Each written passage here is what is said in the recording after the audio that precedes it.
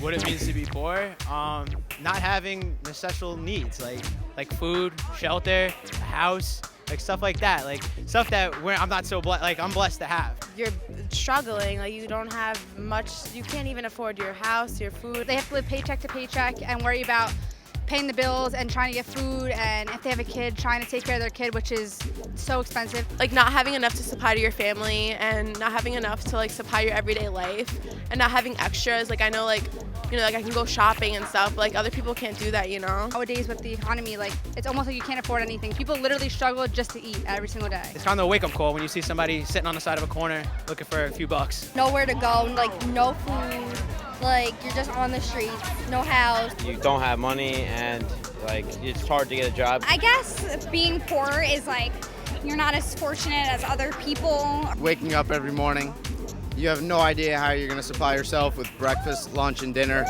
You go on your own, you go off onto the streets, you find whatever you can. They can't afford anything to live by. Someone who has nothing. Not being able to provide to your family and like give them the basic needs of life. Someone that doesn't have enough money to sustain life and it's like below the poverty line, like that's set by the US. When was the last time you saw a homeless person asking for money or food? What was your response to that person and their need? Meeting or seeing the poor in our neighborhoods and cities may make us uncomfortable or uneasy. However, the important thing to remember is that every person, from the poorest to the richest, is first and foremost a person, a son or daughter of God. We are not, first and foremost, the product of our environments. What we have or don't have, but rather, we are sons and daughters of God. As Christians, we are called to help each other. We are called to care for the poor. In order to care for the poor, we must understand what it really means to be poor. Experiencing the poor. That's what we'll be talking about today. Hi everyone, I'm Justin. And I'm Tess. And this is Real Faith TV. Most of the teens on the street didn't have first-hand experience of being truly poor. Our spotlight guest, on the other hand, spends a great deal of her time among the poor. Sister Elizabeth Schoberg works in campus ministry at Mount St. Mary's University in Emmitsburg, Maryland. As a member of the Daughters of Charity religious community, she is committed to serving the poor. Let's meet her now and find out how helping the poor is just part of her job as a Christian. There are people out there in need that we need to help. As Christians, we are absolutely called by Christ to address the needs that are around us. It's not only the right thing to do, it brings us joy, but it's also something that we are called to do, is to reach out to people who are in need, who are forgotten, who are marginalized in our society. It's such a joy and a privilege to reach out to Christ in the person of the poor. It not only gives to society and it makes other people's lives better, but it also helps us to be transformed. We are changed and conform into the likeness of Christ by the service that we do. As a young person, I was so focused on school and achievement and different activities that I was involved in that sometimes there just wasn't time, or I didn't feel like there was time to help someone in need, go on a service project. But I praise God because I did have like these little moments and these little projects that I was able to be involved in and help to open my eyes, that I was called to be a daughter of charity and to live my life as a sister in service to others. Well, currently I work at Mount St. Mary's University in campus ministry. So I work with college students and they are so much fun. I get to do everything from retreats to service projects. I sing in the choir. One of my favorite things is to do the service projects and to go on fall break trips, spring break trips to various places. It's an opportunity for me to keep in touch with what is at the core of my heart and my identity, which is the service of the poor and those in need. And they get to see how important it is to reach out to others. Last summer, I worked at a food bank restocking shelves, but I haven't worked directly with the poor. I hope someday too. My school actually sponsors trips to Asbury Park, New Jersey, and what we do is we go out on the streets and we give sandwiches to the hungry that walk by, and it's just so amazing to see how one sandwich and a bag of chips makes someone so happy, so I hope I get the opportunity to go again soon. That's awesome. Now let's meet our studio guests. Okay, they are Ella, Vanessa, Allie, Colette, Gabrielle, Joseph, and Drew. So, where have any of you encountered the poor? Every year we would go to the soup kitchen, and it's sad to see how many people wait outside for that soup kitchen to open, but it's also happy to go in, start serving them, and they all have a smile on their faces. They're all like thankful and grateful for those gifts they have. I encounter this homeless man on a street that I know of, and whenever I go by that street, I know to go to this Quick Check and just grab him, a sandwich and some soda, and my mom and I will bring it over to him. He's always really grateful. When I traveled with my parents, especially to India, I saw how people were so desperate, and it just made me thankful for what I have and what they've done for me. Like right here in New Jersey, in Asbury Park, I've helped out at this camp with the Missionary Sisters of Charity, teaching some of the young girls dance, and that's a really, you wouldn't think so close to home that there can be such poverty. My youth group did a 30-hour famine, and first we went to a place where they sheltered homeless people. It was a church, and they rotate all the time, and they were just so glad to have young people around them who would talk to them and share a nice, home-cooked meal. I had the opportunity to go down to Kingston, Jamaica, and work with the Missionaries of the Poor there, with the brothers. And it was so amazing to work with them because they work with the absolute poorest of the poor, people who can't feed themselves, clothe themselves, the mentally and physically disabled. And it was really awesome to have the chance to work with them. I went on vacation with my family to the Dominican Republic, and on our way to our hotel, we saw a bunch of families on the street with a bunch of kids and no home. They were just walking on the side of the street, and I wasn't able to do anything about it or help them, but I would really like to if I had the chance. Blessed Mother Teresa, founder of the Missionaries of Charity, worked with the poorest of the poor, providing basic needs of food, water, medical help, and education. But they do more than just provide basic needs for life. They give the poor something that money can't buy. As Mother Teresa said, they give them love by seeing each of them as Jesus in disguise. Let's go back to the teens on the street and find out if they have ever experienced the poor or witnessed them firsthand. Let's check it out. I honestly never have experienced it. Not at all. I have a couple of friends that I know, they literally, they consider themselves poor. They feel bad to ask their friends for money because they know they don't have it. I've definitely witnessed it firsthand. I've witnessed other people not having money or homeless people and stuff. I've witnessed it in Atlantic City, down here, and I feel bad for the people. I did some charity work, so I've been around a couple of people that have been in some tough times and stuff like that. When I was doing Habitat for Humanity, one of their things is if you are the one who is obtaining the home, you actually have to come and help out. It was really inspiring, and for that, I'm very grateful that I had that experience. Walking through the streets in New York City, I've seen it on the streets, and also I drive through Lakewood a lot since I live by there, and I see it a lot in the lower, the downtown areas. I did a soup kitchen. I saw people who were hungry. The line out the door was a mile long. When my garage burned down, it was close to it, but my mom got a job too, so it ended up all right. Growing up, I was poor when I lived in Argentina. Parents went to a really big debt. Basically, we're not poor, but we know what everybody else is feeling when you don't have any money. I haven't really experienced the ultimate form of being poor, but I live with a single mom. So it's kind of hard for her. She has 2 jobs and whatnot. But I haven't been the poor where it's being homeless. A few years ago, my family was doing really poorly with money, and we had to cut down on everything, and I understood how it feels to not have everything you want, and it really taught me a lesson on how to appreciate more things. I think that if we experience the poor directly, it has to change us. That's true. I think that sometimes we get caught up in our own little world, and we don't realize the many people and families that don't have a home or don't know where their next meal is coming from.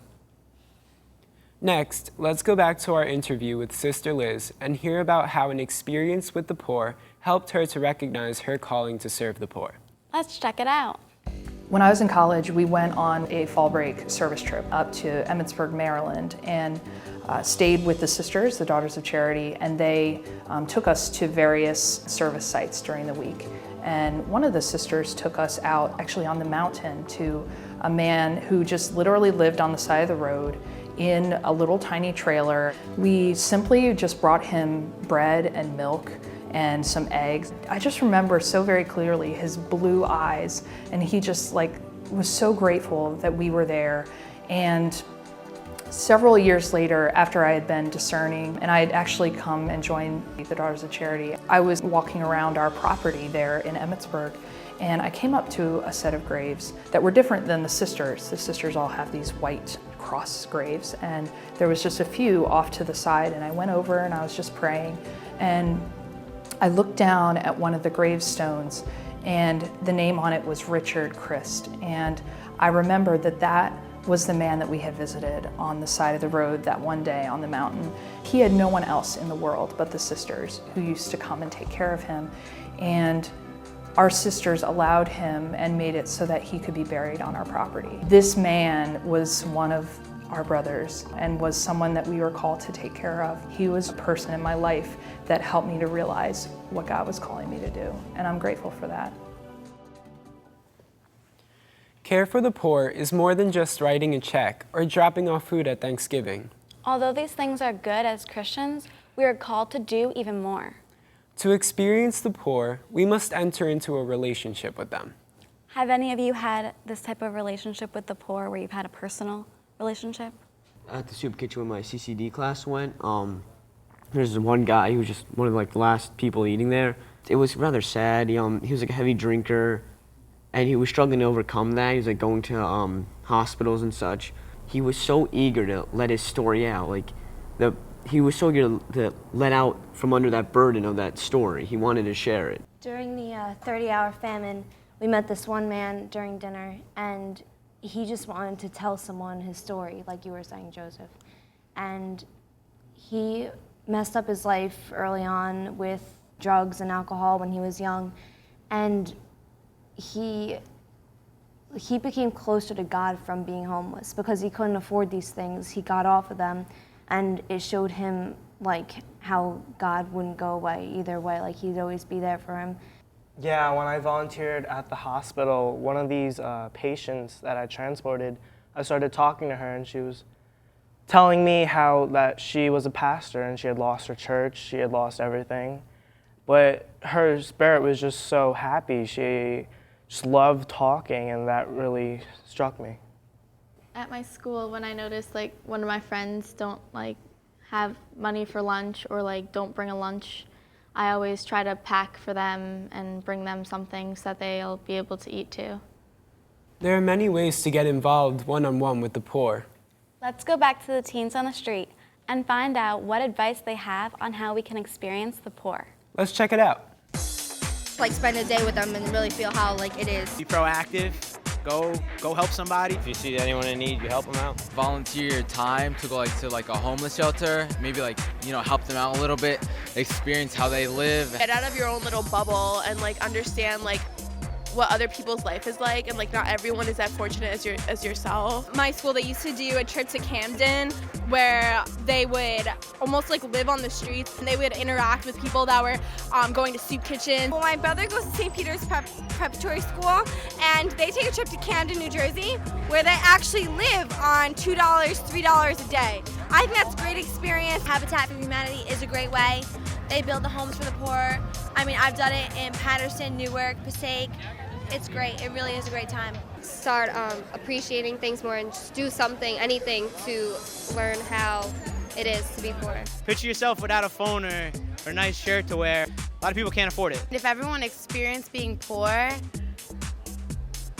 I guess they'd give a lot more to the poor. Well, once you see what other people don't have, that makes you really feel bad almost. That will motivate you to help some people. Once you see the struggles behind being poor and having to really work for your money and not being handed money all the time, then that's when you get to appreciate the little small things that we usually just take for granted.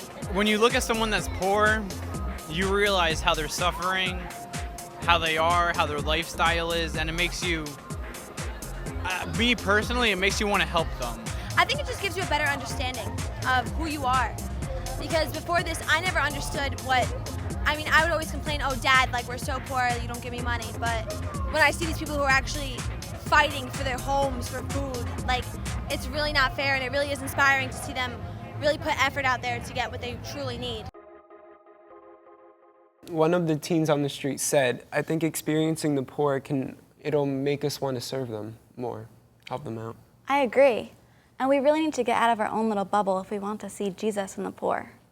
When I was younger, before my parents split up, we didn't have very much money. Luckily, we were on the Army base, so we could keep our house, but the food that we ate was mostly just from the generosity of the people around us. The food that the people around us gave made me want to help give back too, and it's really put things into perspective now.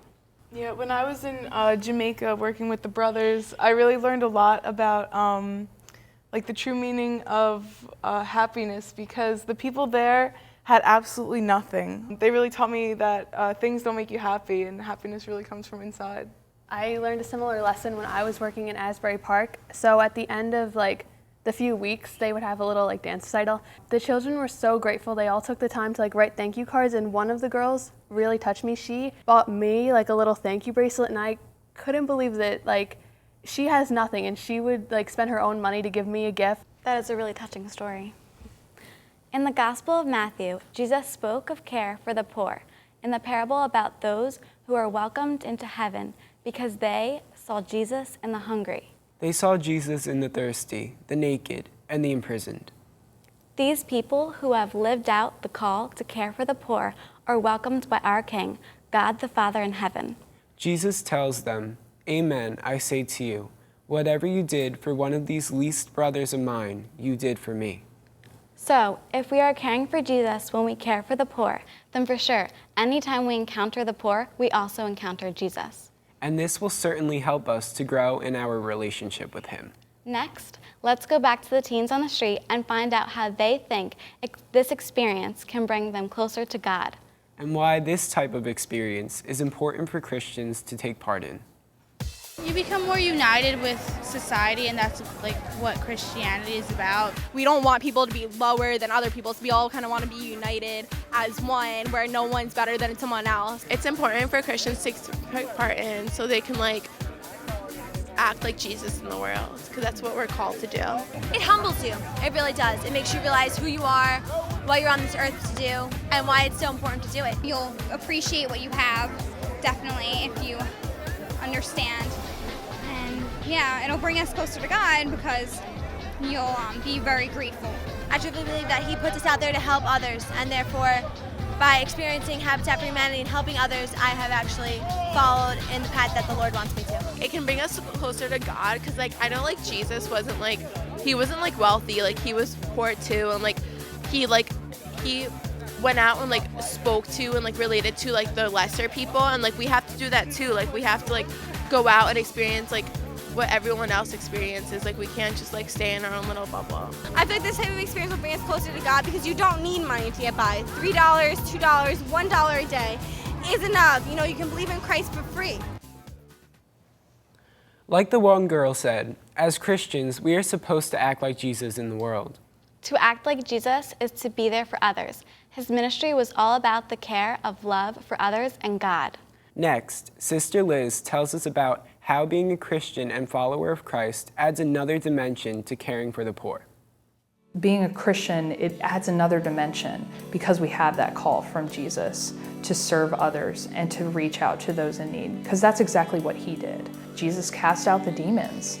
He raised the dead. He healed the sick. One of the things that the scripture says is that he was moved. Every time that there was a person in need, a person who was sick, a person who was blind, Jesus was moved to do something for them. There's a part in the Last Supper when Jesus is washing the feet of the apostles, and he says to them, "Do you realize what I've done for you? I have washed your feet, and you need to do this for others." And he gave us that model of what to do for others, and that is to come to people in a way of service. Several scriptures come to mind when we talk about the service of the poor. Matthew 25 is a big one. Jesus, when he separates the sheep from the goats, and he says, "Whenever you did this to the least of my brothers, you did it to me." And when you did not, when you ignored the people in need or the people around you who are suffering, you're ignoring Jesus. It's almost like a call to think about it, like to reflect and examine our lives and our consciences and say, when was I ignoring those around me in need? Not just, the homeless person or the elderly person who's shut in, but like my friend who sits next to me at lunch. When have I been there for that person, or when have I not? I would say also the two greatest commandments, love of God and love of neighbor. We're called to love God with our whole heart, with our whole mind, our soul, and our strength, and we're called to love our neighbor as ourselves.